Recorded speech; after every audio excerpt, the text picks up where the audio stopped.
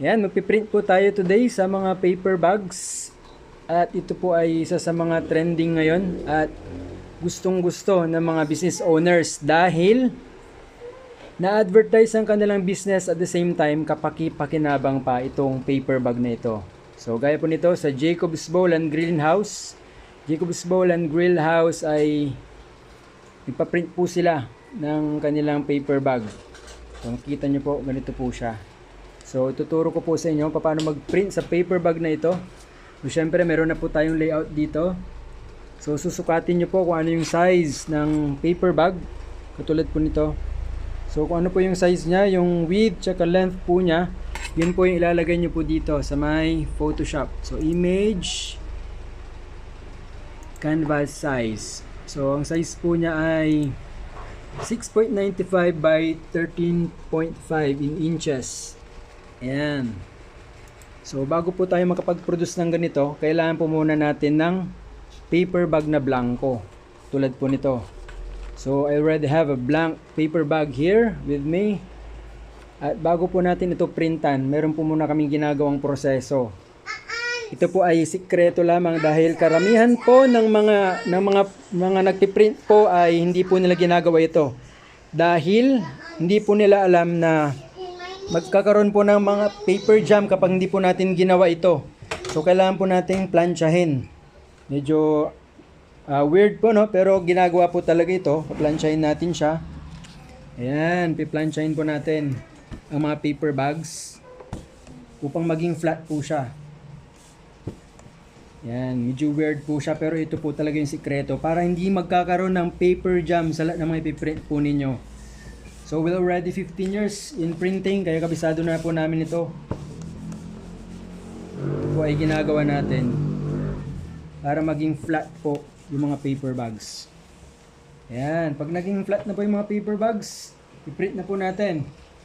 We're going to make a try. So ito po. Ayan, sasalang ko na po siya sa ating printer. By the way, ang ating printer ay Epson L805. So, kung mayroon pa po kayong mga printer na katulad nito, ito po ay isang legendary na printer. Dahil wala na po ito sa market sa ngayon. Pero alam ko, may mga mabibili pa. Ayan. So, naka-power on na siya. Print na po natin ito. Make sure lang po na nakabaliktad po yung image. Ibig sabihin, dapat nakaganon siya, di ba? Yan, naka-upside down. Pero hindi niyo po siya i-flip as horizontal. Hindi po siya naka-mirror. Nakabaliktad lang po siya. Upside down lang po. At the same time, naka-upside, nakapababa naman. Nakaturo pababa yung paper bag. So, yung bukasan ng paper bag ay nandito sa ibabaw.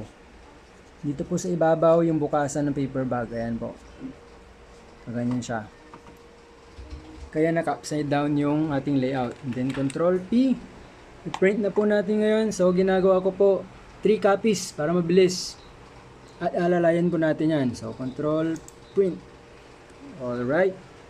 Ayan, papunta na po yung image sa ating printer. Ayan, Epson L805. Ito na po siya.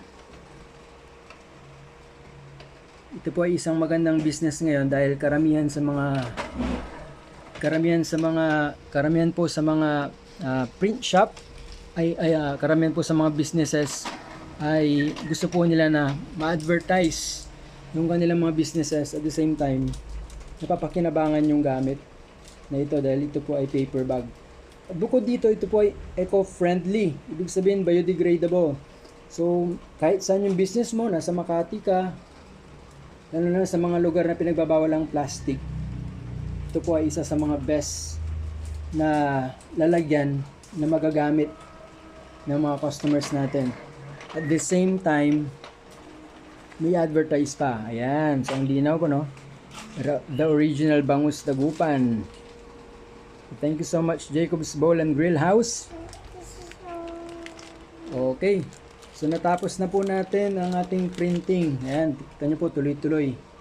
Dahil plinansya po natin ito. Pag hindi nyo po plinansya, magkakaroon ng paper jam dun sa printer nyo, masisira yung head or masisira yung buong printer.